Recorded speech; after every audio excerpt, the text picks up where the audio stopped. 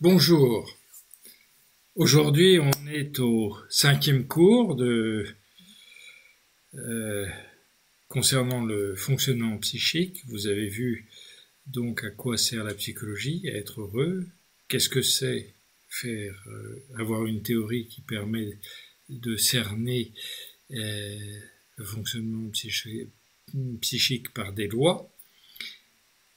Les manifestations, une des manifestations du psychisme étant les rêves, à quoi servent les rêves et comment on peut les traduire. Une autre manifestation, les maladies psychiques, comment les aborder et comment les résoudre. Et enfin, maintenant, le schéma du fonctionnement psychique. Bien sûr, il y a d'autres manifestations, les mythes, par exemple. Il y a aussi d'autres applications sur l'éducation, sur la complémentarité avec la médecine, qui peuvent être abordées. On n'a pas le temps d'aborder tout. On a pris quelques exemples, mais suffisamment, je pense, pour pouvoir vous montrer la complétude de cette analyse et de cette approche théorique. Alors, le schéma du fonctionnement psychique, ça va être 4 slides, ça va être assez simple, c'est montrer comment se passe justement, comment ça se passe à l'intérieur de notre tête. Alors, vous avez tout simplement, on a des états psychiques, état 1 et état 2. Donc on va passer d'un état psychique à un autre état psychique. C'est-à-dire je suis satisfait et je vais être après insatisfait. Ou bien j'étais insatisfait et je vais être satisfait ensuite. Enfin, satisfait, insatisfait, après tous les degrés qu'il peut y avoir entre la satisfaction et l'insatisfaction, on passe d'un état psychique à un autre état psychique.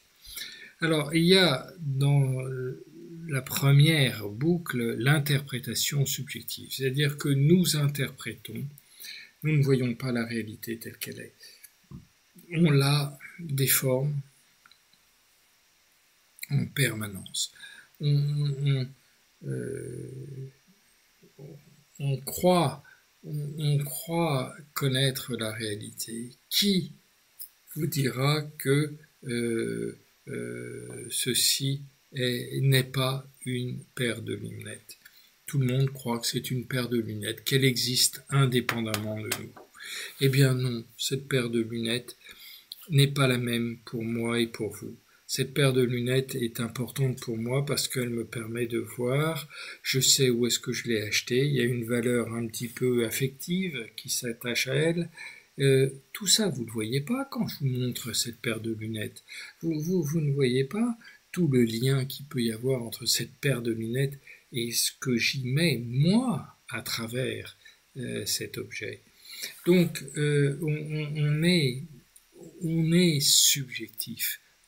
Notre vision dépend de nous. Si je suis myope, si je suis daltonien, je ne verrai pas le rouge et le vert, eh bien, croyez-vous que quelqu'un qui est daltonien ou quelqu'un qui n'est pas daltonien, ils n'auront pas la même vision du monde? Donc vous voyez que cette vision du monde, elle est subjective, elle est relative à chaque personne. Si vous êtes de mauvaise humeur, vous allez voir la vie en noir. Si vous êtes de bonne humeur, vous allez voir la vie en rose.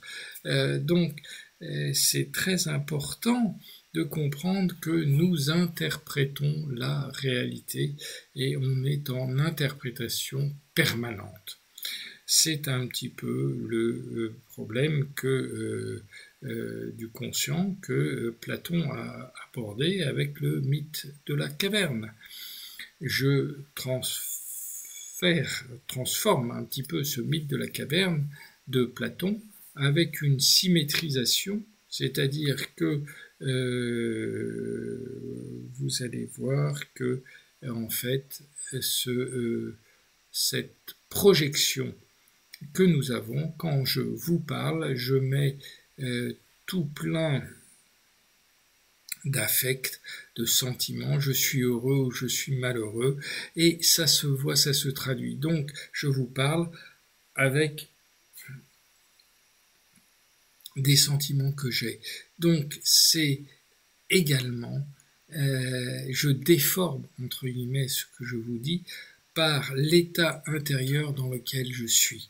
Donc, à la fois, je reçois vos paroles selon l'état intérieur dans lequel je suis, et j'émets des paroles avec l'état intérieur dans lequel je suis. Donc, il y a une symétrie entre ce que je reçois et ce que j'émets en fonction de l'état dans lequel je suis.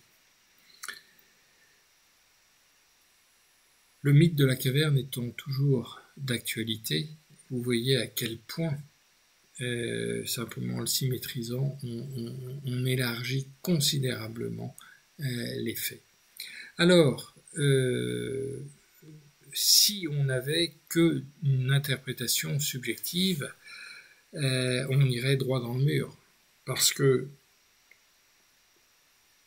il n'y aurait pas de rectificatif possible.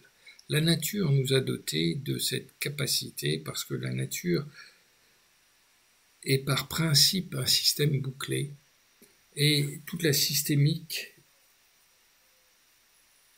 qui est une science qui est apparue en 1950 à peu près, nous montre que la nature, et en regardant la nature sous cet angle-là, que tout est système. C'est-à-dire que dans toute action, il y a un feedback, une boucle de retour qui permet de corriger ce qu'on a fait. Et cette boucle de retour au niveau humain, ça s'appelle l'introspection objectivante. Alors, au niveau de l'entrée, vous avez les 5 sens qui permettent le toucher, l'ouïe, l'odorat, l'ouïe, l'odorat, le toucher, le goût et enfin bref, les 5 sens que nous avons, et en retour le 6e sens qui est la capacité de voir, donc comme la vision, hein, en entrée, c'est la vision intérieure, le regard intérieur qui permet de voir ce qu'il s'est passé en se rappelant « Ah oui, il m'a dit ça, mais pendant qu'il me disait ça, je pensais que… » Et à ce moment-là, j'ai déformé ses paroles. Donc c'est l'introspection objectivante. Si elle n'est pas morbide, elle peut être objectivante, elle peut être positive. Morbide, c'est le côté justement négatif, c'est-à-dire que quand je suis de mauvaise humeur, je vais, en plus du fait que j'interprète subjectivement, négativement tout ce qu'on me dit, je vais en plus, quand je vais m'en rappeler, aggraver mon cas en exagérant le côté négatif. Et hop, ça, je diverge et je vais créer dans ce cas-là une instabilité intérieure, et d'un état psychique, je vais passer dans un état psychique pire et moins bien que celui-là. Donc vous avez une interprétation subjective avec une correction qui vient de l'introspection objectivante, ou une aggravation qui vient de l'introspection morbide. À cause de cette introspection morbide, eh bien, on a rejeté l'introspection d'une manière générale. Diel l'a réintroduite grâce à ces lois du fonctionnement psychique qui permettent d'avoir une introspection non plus morbide, mais objectivante. Bon, ça c'est globalement, mais déjà si vous comprenez ça, vous allez tout de suite voir la beauté, mais aussi l'efficacité de cette vision. Alors, ce que je vous propose maintenant, c'est de voir l'interprétativité subjective, de voir dans le détail comment elle se décompose. D'une part, vous avez le monde extérieur qui rentre et qui, comme on a vu, se lie avec le monde intérieur via l'excitabilité, principe même de vie, qui est le fait que nous recevons des excitations, nous sommes excitables. Et cette excitation va se transformer en désir qui vont s'élaborer petit à petit pour avoir des motifs qui, eux, seront des moteurs, des moteurs qui vont conduire à des actions dans le monde extérieur. Donc il y a excitation et action avec toute une transformation de ces excitations via des valorisations que nous allons apporter au fur et à mesure pour dire, bien, j'ai envie de manger. Oui, mais manger quoi? J'ai plusieurs désirs, plusieurs possibilités. Je vais choisir parmi toutes ces possibilités. Et une fois que j'aurai choisi, je vais faire un projet, une pensée projective avec une promesse de satisfaction, avec donc les deux aspects, représentation et affect du désir, pour obtenir une action dans le monde extérieur.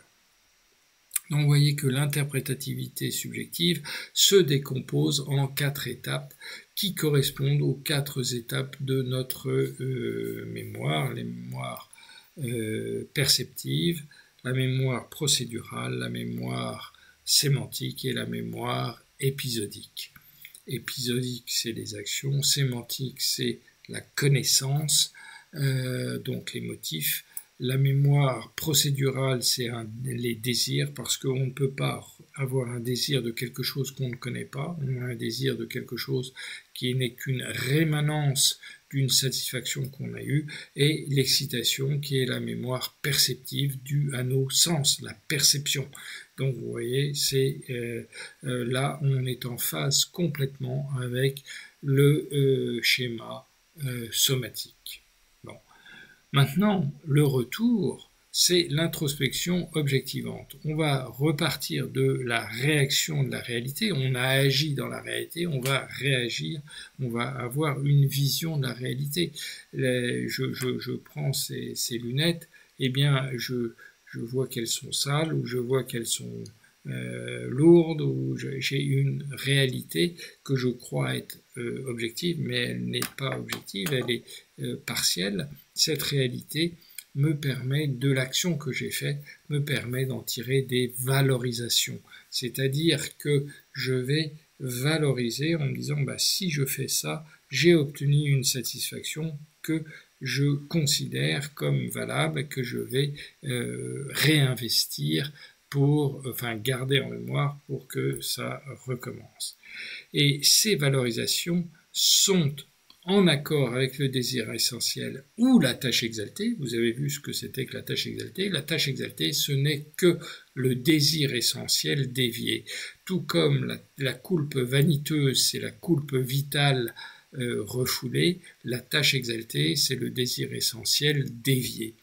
Eh bien, ce désir essentiel va influencer, cette tâche exaltée va modifier mes pulsions, va modifier mon tempérament, mon caractère dans lequel je suis, et va déformer en fait l'excitabilité dans laquelle je suis actuellement. Donc voilà la boucle de retour qui se passe, et qui, si on les met ensemble, eh bien dans le schéma complet, vous voyez que vous avez au niveau de l'excitation ou des pulsions, vous avez le problème de l'excitabilité. Au niveau des désirs, le désir essentiel va influencer sur réorganiser les désirs, ou bien la tâche exaltée va dissocier soit en univalence, soit en ambivalence les désirs, et qui vont donner lieu à des motifs qui, eux, sont sous-tendus par des valorisations, et l'action qui va être en accord ou non avec la réalité. On a une action qui doit déboucher sur une réaction qui, elle, sera de la réalité. Donc tout ça sous-tendu par les 4 formes de mémoire que l'on a, et comme on a vu tout à l'heure, vous avez un grand cercle là négatif qui est le cercle vaniteux avec les 4 catégories. Quand on rentre dans une interprétation subjective, on va déformer un petit peu tout, et cette déformation va suivre des lois, dont la loi du symptôme et la loi d'ambivalence, qui est l'ambivalence, c'est exaltation, inhibition. Le symptôme, c'est refoulement, justification. Les justifications avec la loi d'ambivalence vont se scinder en 4 formes: sentimentalité, accusation, vanité et culpabilité exaltée. Et ça va tourner en rond, qui est le cercle vaniteux. Maintenant, vous pouvez transformer ce cercle négatif vaniteux, conflictuel, en cercle positif via la rétention. La rétention vient s'opposer au cercle vaniteux, c'est justement, au lieu de réagir immédiatement, c'est prendre le temps de réfléchir pour pouvoir assainir, je dirais, les différentes pensées que vous avez, et en les assainissant, vous allez retrouver une sorte, donc la rétention, c'est ne pas réagir immédiatement, c'est prendre le temps de réfléchir, de la réflexion, c'est-à-dire de l'introspection, en se disant « il m'a dit ça, mais moi je me rappelle que j'ai eu telle et telle réaction, que j'étais vexé, et que cette vexation n'a fait que amplifier l'interprétation subjective que j'avais, et donc c'est ça qui me crée des difficultés ». Vous avez là l'essentiel du fonctionnement psychique. C'est merveilleux, c'est fort, c'est complet. Ce qu'il faut retenir de ça, c'est que grâce à ce schéma, on peut aborder toutes les manifestations du psychisme humain, on peut les corriger. Si, par exemple, l'excitation n'est pas maîtrisée, donc ici, eh bien, vous allez avoir une hystérie, parce que dès qu'il y aura une excitation, comme c'est pas contrôlé, eh bien, pouf, ça sera pris en compte, cette excitation, et cette excitation prise en compte va nous faire réagir immédiatement et créer donc un côté histrionique qui va être terrible. Maintenant, si dans la boucle de retour, vous n'avez pas vérifié au niveau des valeurs de ce que vous voyez de la réalité, eh bien vous allez tomber dans la paranoïa. Au niveau des désirs, vous allez tomber au niveau de l'obsession. Au niveau donc hystérie, obsession, paranoïa, et quatrième, j'en oublie toujours un, qui est la banalisation. Si vous coupez la boucle de retour, vous êtes dans la banalisation, c'est-à-dire la démesure complète, puisqu'il n'y a pas d'action correctrice qui va s'opérer. C'est la banalisation conventionnelle, dionysiaque, titanesque, éventuellement. Donc ces 3 formes de banalisation, soit le pouvoir, soit les désirs matériels et sexuels. Et ça, c'est le manque de retour, si vous voulez, de la boucle de retour qu'on a coupée, qu'on a tuée en nous, c'est-à-dire on n'a plus de sens de la vie, on n'a plus de restrictions, et devant ce manque de restrictions, eh bien, on va droit à la mort, parce que on prend tous les risques, il n'y a plus de contrôle et d'actions sensées, si vous voulez, qui retiennent nos actions. Donc c'est voilà.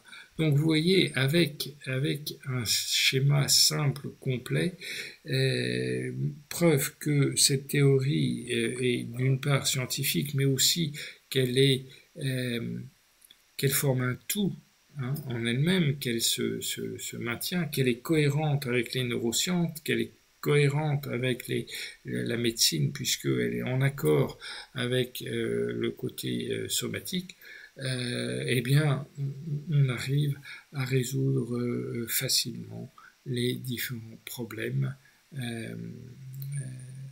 et manifestations psychiques de chacun. Vous avez vu également que pour sortir de ça, nous avons deux outils, l'outil conscient introspectif, mais aussi le rêve, l'introspection extra-consciente, qui permet de contrôler via le rêve que notre conflit intérieur entre surconscient et subconscient, géré par l'élan vital, c'est-à-dire la direction instinctive au niveau humain de la survie de l'espèce, c'est-à-dire le sens évolutif, eh bien l'emporte et nous permet d'avoir vraiment une sorte de guide et de valeur, ce qui est rassurant, puisque malgré nous, c'est là où on retrouve toute la modestie de ce que l'homme devrait être, puisqu'il l'est, et on le démontre par cet élan vital, il est soumis au désir d'adaptation de l'espèce humaine, et on voit très très bien aujourd'hui, grâce malheureusement aux effets négatifs que l'homme a eus sur la nature, qu'il est grand temps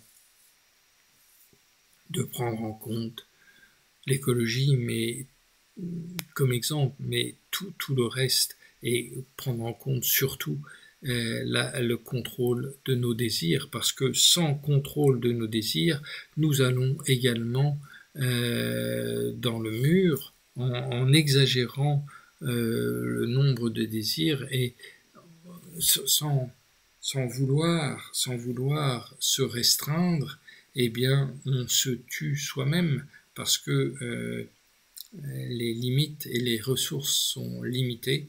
Donc si on ne maîtrise pas nos désirs, eh bien on arrivera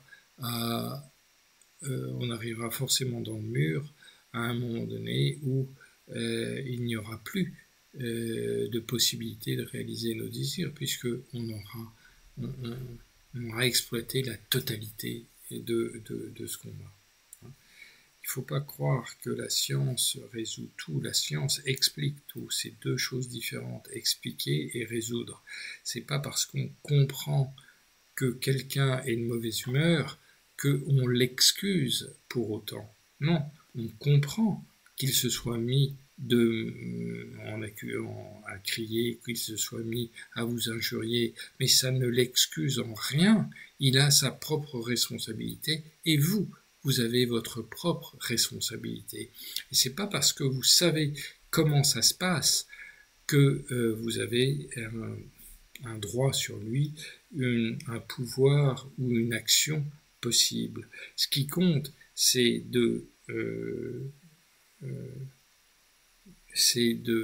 d'appliquer sur soi cette psychologie, pas sur les autres, et pas l'appliquer aux autres en leur disant « moi je sais et je vais te dire ce qu'il faut faire ». Non, faites vous-même l'expérience. Et votre exemple sera la meilleure des démonstrations pour que l'autre personne vous suive, vous pose des questions. Mais n'allez pas au-devant pour lui dire ce qu'elle a à faire, parce que ça, c'est sûr que ça ne marchera pas. Voilà, bien écoutez, j'espère que ces 5 cours vous auront donné l'envie d'en savoir plus, parce que là, ce n'est que très rapidement brossé, mais il y a bien plus que ça, vous pensez bien. Hein, c'est pas ces simples 5 petits cours de présentation de la psychologie qui permettront de comprendre vraiment ce qu'est la psychologie. Il vous faudra beaucoup plus de temps pour voir aussi que tout ça, ça s'inclut dans ce que l'être humain, l'homme a fait depuis la nuit des temps, et que ce n'est que l'aboutissement aujourd'hui, une sorte de synthèse, une étape parmi d'autres, et elle n'est qu'une étape, et elle sera continuée plus tard pour en parler, pour approfondir un petit peu la connaissance humaine et la maîtrise de soi.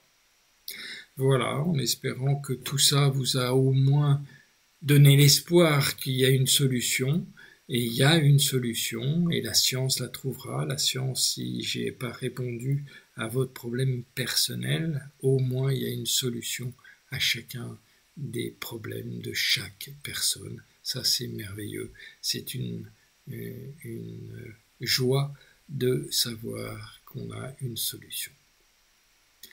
Eh bien, à bientôt et à mes prochains cours. Au revoir.